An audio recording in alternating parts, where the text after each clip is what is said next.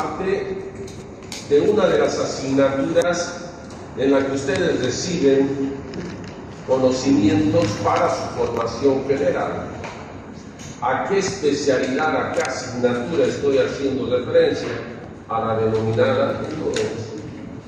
Por lo tanto, vamos a hacer mención de aquellos materiales que se utilizan sobre todo para reemplazar el tejido pulpar.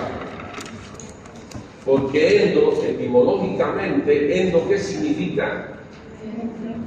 Muy bien. Y doncia, diente, ¿verdad? Dentro del diente.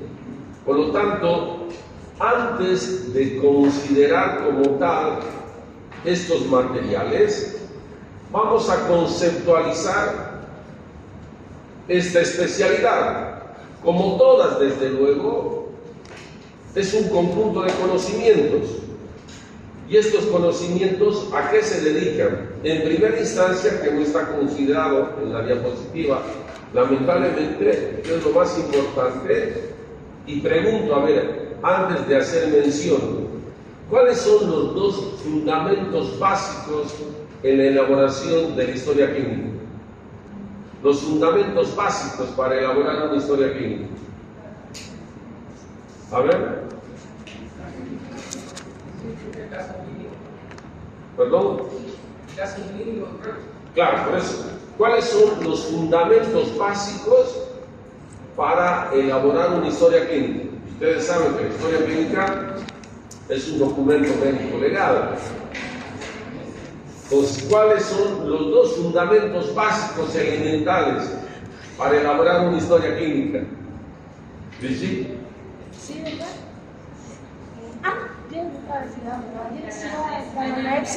La anamnesis, la pregunta. Ya, pero genérica, ya, perfecto, muy bien. Por una parte, la anamnesis, ¿cuál es el sinónimo de anamnesis? Interrogación. Muy bien.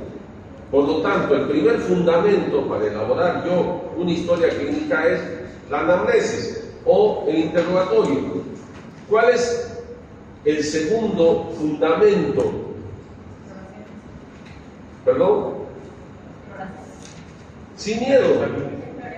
Eso, el examen físico, la exploración.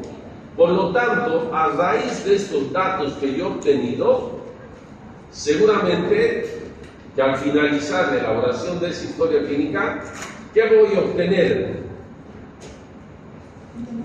¿Cuál es el objetivo principal? Ahora, dicho de otra manera, minutos atrás decíamos que dos son los fundamentos esenciales para elaborar una historia clínica.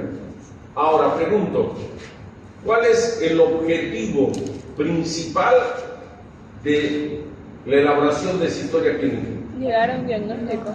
Muy bien, el diagnóstico. Por lo tanto, estos conocimientos, les decía minutos atrás, se encargan en primera instancia de establecer un diagnóstico. ¿Pero de qué enfermedades? De enfermedades que comprometen ¿qué? La pulpa dentaria. Y no solo la pulpa dentaria, sino los tejidos anexos a la pulpa dentaria. Por lo tanto, si yo he elaborado un buen diagnóstico, ¿qué se supone? ¿Cuál es el siguiente paso después de un diagnóstico? El tratamiento, muy bien. En función de ese diagnóstico, yo tengo que plantear un plan de tratamiento. Y ese plan de tratamiento, lamentablemente, consiste en un hecho radical. ¿Eso qué implica? La eliminación o la extracción de la pulpa dentaria. En la mayoría de los casos. ¿Por qué? Porque esa pulpa está enferma. No la puedo mantener.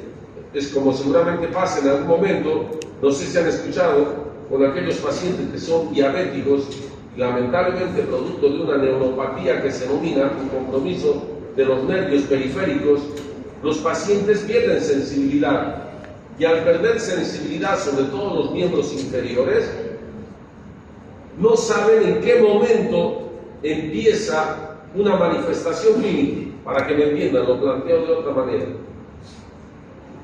Cuando se compromete un determinado tejido, el organismo reacciona para defenderse. Y ustedes saben que hay una manifestación clínica, incluso se denomina síntoma de alarma. ¿Cuál es ese síntoma de alarma? En todo proceso agudo, estoy hablando de procesos agudos, el olor. Por lo tanto, si el paciente ha perdido sensibilidad producto de esa enfermedad, no siente lo que está ocurriendo con los dedos. Y en esos casos incluso hay necesidad de amputar, de retirar, lamentablemente. Entonces, en este caso, volviendo a lo nuestro, como la pulpa está enferma, hay manifestaciones clínicas a través de las cuales yo me voy a dar cuenta de que la pulpa está enferma. Eso seguramente van a ver en esa asignatura.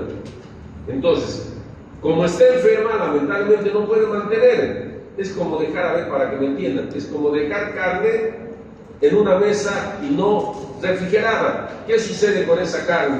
Por sentido común. Perfecto, se echa a perder, entra en estado de putrefacción. Lo mismo pasa con la pulpa. Y ustedes comprenderán por las características, que alguna vez creo que lo he manifestado, por las características en el lugar donde se ubica y las características del foramen de ese orificio por donde ingresan los vasos y salen las venas. Entonces es demasiado estrecho y producto de esa situación, cualquier enfermedad que comprometa la pulpa no es como en otro tejido blando, no es como cuando se compromete mi piel, se me presenta una dermatitis, la piel tiene espacio, cosa que no sucede con la pulpa. Por lo tanto, primero hago el diagnóstico. Si ese diagnóstico ha sido bien elaborado, desde luego se supone que el plan de tratamiento va a ser acorde. Caso contrario, lo único que va a hacer es que complicar la existencia de ese tejido, producto de un mal diagnóstico.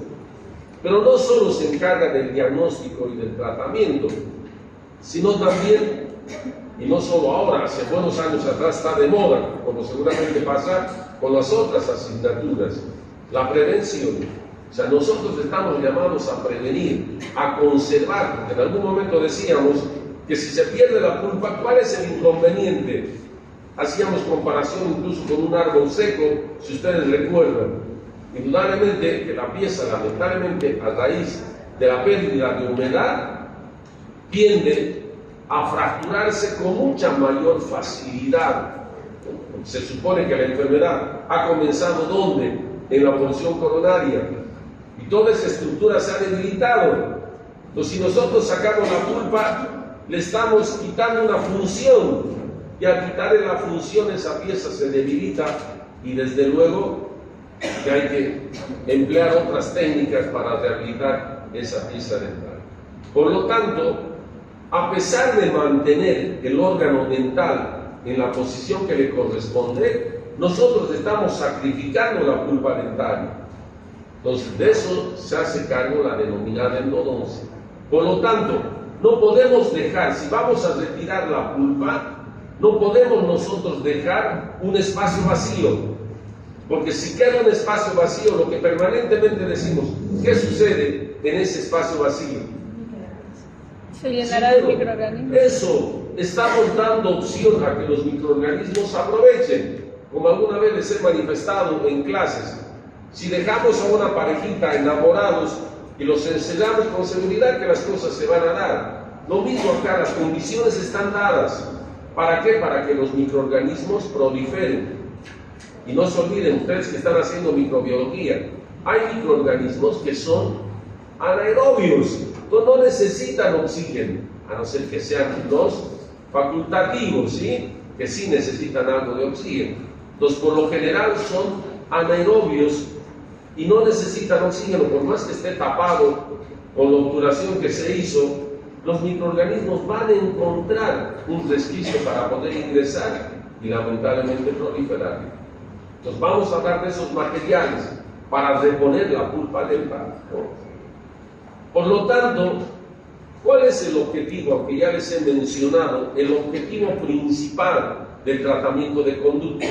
Eso que minutos atrás les decía, el hecho de eliminar la pulpa dentaria, tengo que proceder a través del tratamiento de conducto, por eso el nombre. Yo tengo que tratar el conducto.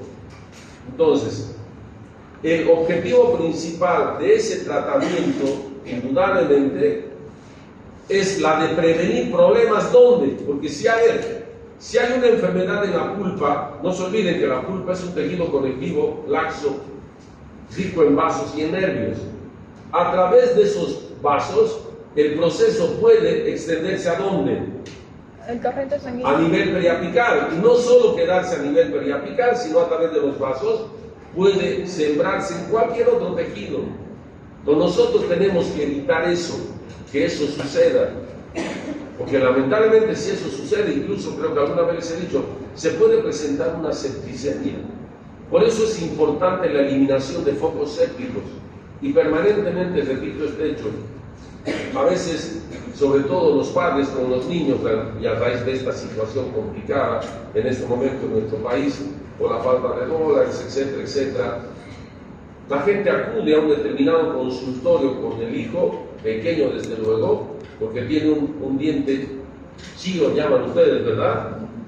Efectivamente, por compromiso de su porción coronaria, y el profesional elabora el presupuesto y el papá obviamente recula y no quiere proceder al tratamiento como tal. No es conveniente focos infecciosos de cualquier índole, porque a partir de esos focos infecciosos el proceso, repito, se puede extender en otras direcciones. Y seguramente, lamentablemente ustedes no tienen medicina estomatológica. Lamentablemente estos focos, no solo de cavidad bucal, sino también de orofaringe, pueden comprometer el corazón, las denominadas endocarditis bacterianas, que son muy peligrosas, procesos infecciosos que comprometen ¿qué? El corazón. ¿Y de dónde han venido los microorganismos? De cavidad bucal. Pero ¿cómo han llegado? ¿A través de qué? Del torrente sanguíneo. Y no solo eso, también se pueden comprometer los riñoncitos a raíz de este hecho. Por eso es importante la eliminación de focos infecciosos, como seguramente sucede cuando ustedes tienen un problema, una enfermedad en otra parte de su organismo. Ustedes no se quedan quietos, ¿verdad? Acuden al profesional para darle una solución, lo mismo en este caso. Por lo tanto, nosotros tenemos que prevenir ese hecho. Obviamente, al eliminar la pulpa, pues repito, si la pulpa continúa, el proceso se extiende, después se presentan abscesos, tremones, que seguramente en cirugía en algún momento van a hacer mención. Y finalmente una septicemia. Eso queremos evitar. Desde luego que el tratamiento en teoría es conservador, porque estamos dejando el órgano dental, pero estamos eliminando ¿qué? La pulpa dental. Por lo tanto, una vez que hemos hecho estas dos consideraciones de orden general, como para que ustedes tengan conocimiento, vamos a hablar de algunas características y propiedades de los materiales de obturación. Por eso se denomina, a todo ese proceso se denomina tratamiento de conducto. Estamos tratando el conducto. Primero retiramos la pulpa y después tenemos que reemplazar ese contenido. A todo eso se denomina, repito, tratamiento de conducto, que por lo general se hace manualmente o a través de equipos. Eso van a aprender ustedes, a través de equipos rotatorios. Obviamente hay que tener cuidado, porque si no, imagínense, uno puede sobrepasarse más allá del ápice y complicar también la situación. Entonces vamos a hacer referencia, repito, de algunas características, si ustedes quieren, propiedades de estos materiales de forma general. Ya les había dicho, para quienes no vinieron la semana pasada, estamos cambiando un poco la estrategia, ¿no? Estamos completando las diapositivas con mayor cantidad de texto, como para que ustedes tengan la misma posibilidad de aprobar a fin de año. Ojalá así sea. Aunque hay un compromiso de por medio, ¿no, Ariana? ¿Cuál es ese compromiso? Presentar el trabajo de informe. Bien. Tómenlo en cuenta, jóvenes, porque caso contrario, el examen final va a ser de la bibliografía que hoy ya les he facilitado el primer día de clase. Porque les decía, van a disculpar nuevamente, siempre los veo leyendo, pero les veo leyendo libros. Entonces creo que yo metí la pata, van a disculpar la expresión, al pedirles que solo estudien de los apuntes, ¿no? Bien, ojalá pueda cambiar este hecho. ¿Cuál es? No, no va a cambiar. No de la bibliografía. Entonces para eso necesito ver. Ese hecho veo yo con tanto. Miren, siempre llego temprano. Por ahí alguien estaba estudiando a la entrada y vi un libro. Y me aproximé, no se dio ni cuenta, pero no eran materiales. Para que se den cuenta, ¿no? Bien. Entonces, ¿cuáles son, repito, esas propiedades de orden general? Como en todo material, ¿no? Que seguramente para ustedes va a ser repetitivo.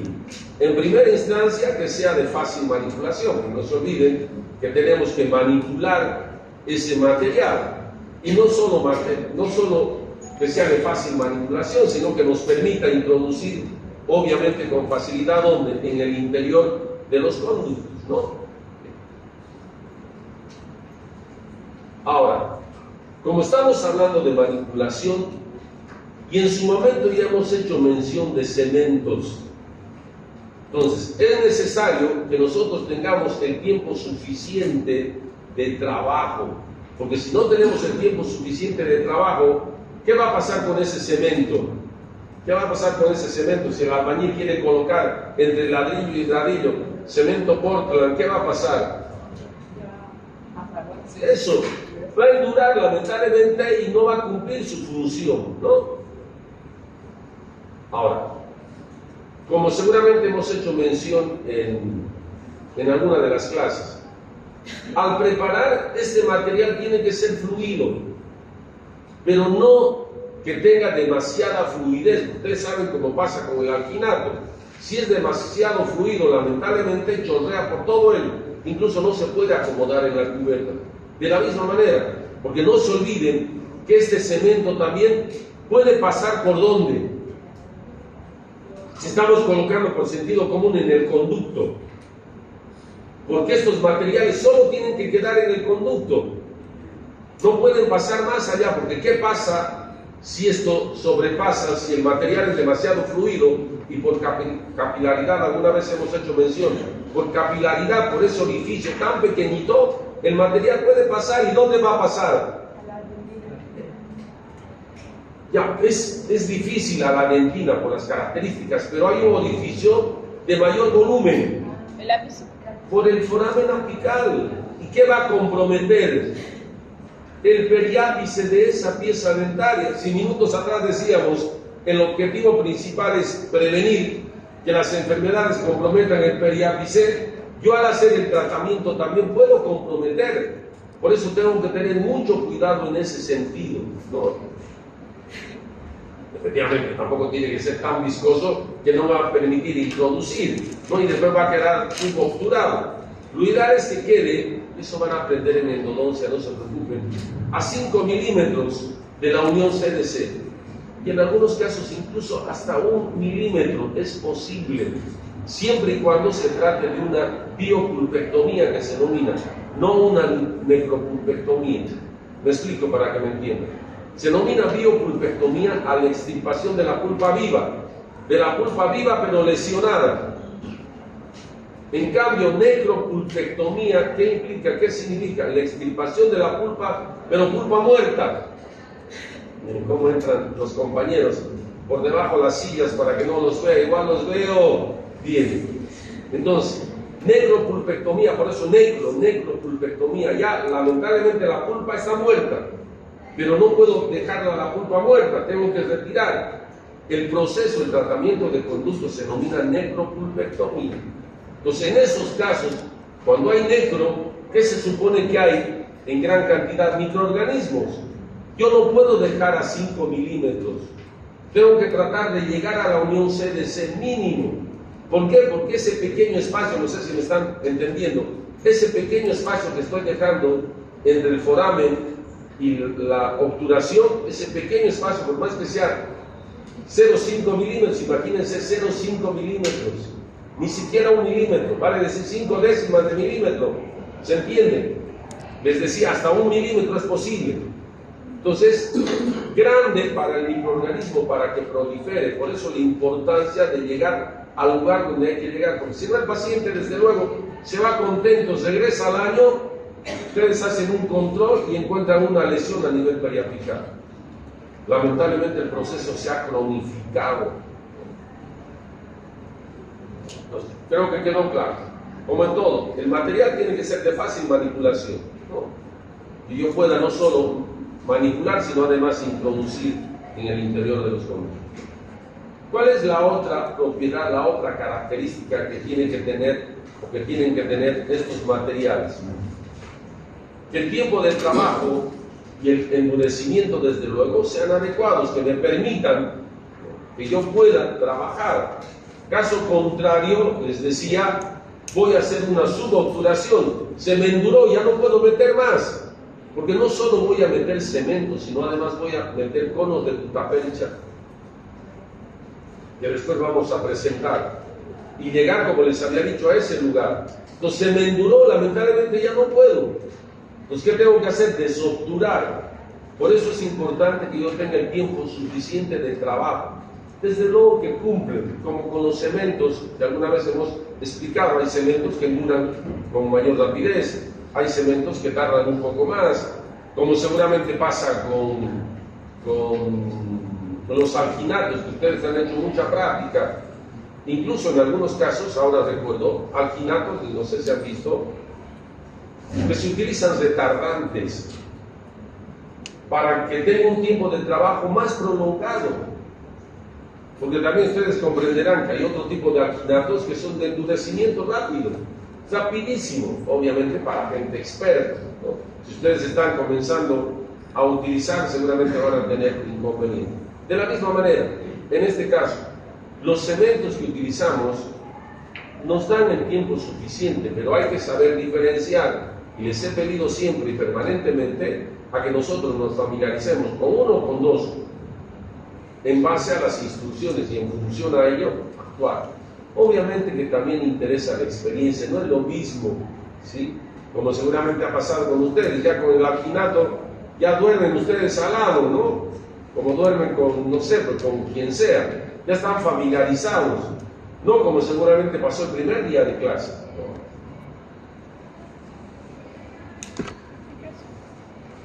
¿Cuál es la otra particularidad?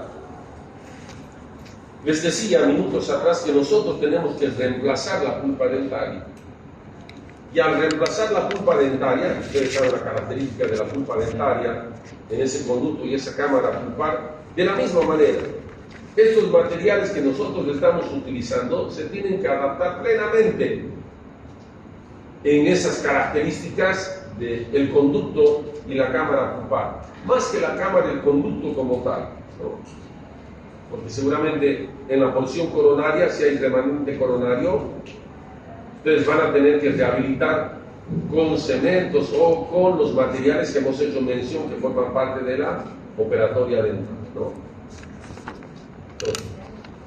¿Y por qué es importante que se adapte? Porque se tiene que presentar un sellado hermético. ¿Recuerdan ustedes cuando hablábamos de resinas finalmente? Caso contrario, ¿a qué vamos a dar opción? A una microfiltración. Y esa microfiltración, lamentablemente, va a permitir que ese proceso se reactive en algún momento. No sé si han escuchado alguna vez del famoso absceso fénix. ¿Saben lo que significa ave fénix, verdad? A ver, ¿alguien? Que renace de las cenizas. Muy bien, de las cenizas. Lo mismo este proceso, que aparentemente está apagado, y después, porque no se ha producido el cierre hermético, hemos dado opción a que ingrese. Le estamos dando condiciones, lo que permanentemente digo. Obviamente el microorganismo aumenta su virulencia, prolifera, se multiplica, etcétera, etcétera. Y eso tenemos que evitar. Ahora, un detalle que forma parte del material también. Primero, se supone si la pulpa está enferma, yo le he retirado la pulpa, ¿no? Ya sea a través de la biopulpectomía o a través de la necropulpectomía. Las paredes, como sucede con la dentina en la porción coronaria después de una caries, la dentina está comprometida. Entonces, ¿qué tengo que hacer? Utilizar limas, escofinas, ¿Para qué? Para limar internamente las paredes dentinarias del conducto, para que toda esa dentina comprometida se retire. Y para eso también tengo que utilizar soluciones irrigadoras, ¿no? Porque se va a provocar una virutilla dentinaria. Una vez que he limpiado, no estamos hablando de todo ese proceso, porque seguramente ustedes en endodoncia se van a cansar, ¿no? Se van a aburrir además, sobre todo al principio, porque cuesta querer trabajar en el interior del conducto.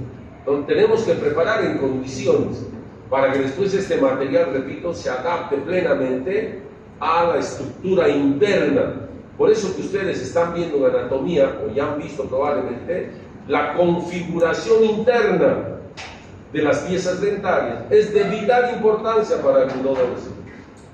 Porque en algunos casos, ya vieron, configuración interna, no externa, de las piezas dentarias. ¿Anatomía? Claro, anatomía dentaria. Todavía, seguramente van a ver más adelante, ¿no? De aquí a poquito, porque ya está terminando el año calendario. Porque en algunos casos incluso recuerdan, y no sé si han visto, que hay conductos laterales que se denominan. No es un conducto único. Entonces imagínense, si yo no tomo en cuenta, por esta configuración interna que se supone que he tenido que estudiar en alguna de las asignaturas, en ese conducto lateral, ¿qué puede quedar? Filetes de la pulpa dentaria, filetes, ¿se entiende?, de parte de ese tejido pulpar. Porque si hay un conducto lateral, no sé si me están siguiendo, no solo es un conducto único, hay un conducto lateral, hay un delta apical, no sé si han visto ya esos aspectos. Entonces imagínense, por eso la anatomía en este caso es de vital importancia, porque me va a dar estos conocimientos para yo saber internamente cómo está la pieza dentaria. Porque les decía minutos atrás, yo necesito que ese material ocupe todo este espacio. Caso contrario, lamentablemente se va a producir un problema más adelante a raíz de no haber considerado, no haber tomado en cuenta este detalle, ¿no? A ver, para ser más claro, el molar inferior, el primer molar inferior, ¿cuántas raíces presenta? Raíces, el primer molar inferior. Dos. Muy bien, ¿cómo están dispuestas? Ya, una mesial, otra distal. Ahora, por sentido común, ¿cuántos conductos se supone que tiene cada uno de ellos? Dos. Pero en realidad la mesial tiene dos y la distal uno. Entonces imagínense, por eso es importante, una vez más, la configuración interna. Aprovechen que cuando les toque, tomen atención, porque en función de esas características, ustedes van a trabajar el día de mañana en la denominada asignatura de endodoncia. Bueno, esto que tiene que ver con lo que hacíamos mención también, la capacidad de sellado que tienen que tener los conductos, parece ser, una vez que se ha adaptado, se tiene que sellar herméticamente, como seguramente pasa, y alguna vez creo que he utilizado al hablar de cementos. Si entra agua a través de la ventana, ¿qué suele hacer el responsable, el encargado? Sellar, ¿verdad?, la periferia, con silicón, en fin, con lo que fuere. Lo mismo en este caso. Estos materiales que estamos utilizando tienen que tener esta capacidad. ¿De qué? De sellar los conductos, porque si no se sella, ustedes saben, por los fluidos, ¿no?, la microfiltración, etcétera, etcétera. Y a través de esos resquicios, no necesariamente tienen que verse, que quede claro, son microorganismos.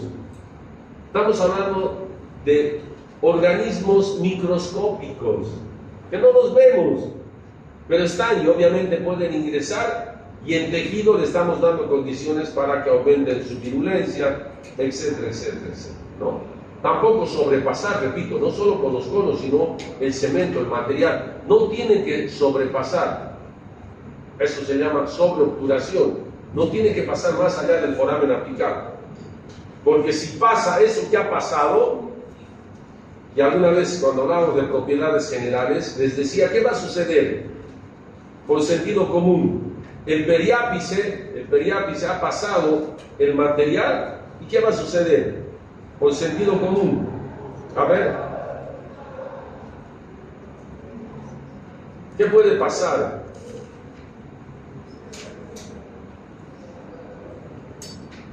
Porque es un cuerpo extraño. es algo que normalmente ahí no está presente, normalmente ese material. Por lo tanto, ¿qué va a provocar si es un cuerpo extraño? Infección. Eso, una lesión. Es como que si alguien de ustedes, sin darse cuenta, perdón, yo con una guitarra estaría permanentemente haciendo toquecitos. Está bien, probablemente no duele, pero tanto tocar, ¿qué va a pasar? Se va a producir una lesión. Y eso es lo que tenemos que evitar. En algunos casos se van a aprender en endodoncia que se permite una sobreocludación, sobre todo si son cementos reabsorbibles. Pero si son cementos irreabsorbibles, ese cemento va a actuar como el cono de Gutapercha, como un cuerpo extraño y lamentablemente la lesión en poco tiempo. Y ahí hay que ya aprovechar de la gentileza de otra especialidad que es la cirugía. ¿Qué se hace? Una apicectomía se denomina.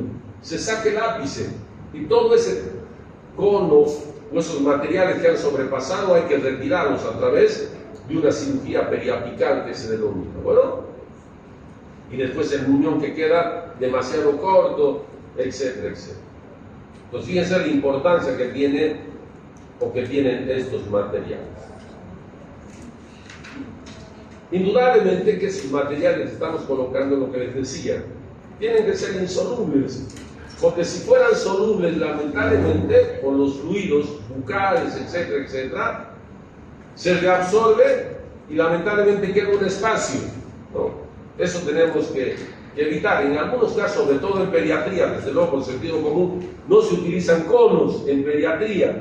¿Por qué? A ver, por sentido común, en pediatría.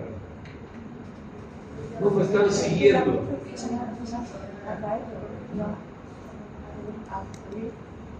A ver, una vez más para que escuchen todos. Porque la pieza igual se va a salir y el baño. Claro, ¿qué pasa con la raíz de la pieza temporaria? Se reabsorbe, se produce una rizólisis. Entonces no tiene sentido colocar un cono de Gutapercha. Solo utilizan cementos que se pueden reabsorber. Repito, porque la raíz va a desaparecer y puede perjudicar al diente permanente, ¿no? ¿Se entiende? Entonces, en esos casos, repito, nosotros no utilizamos ni cementos irreabsorbibles ni conos de Gutapercha por sentido común, porque estamos hablando de insolubilidad, que no tiene que ser soluble.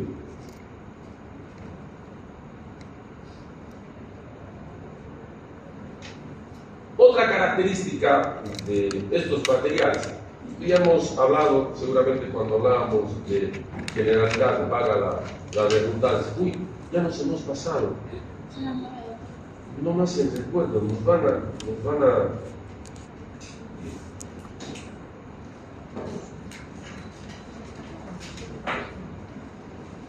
no se va a molestar tanto que me ha pedido, si van a disculpar.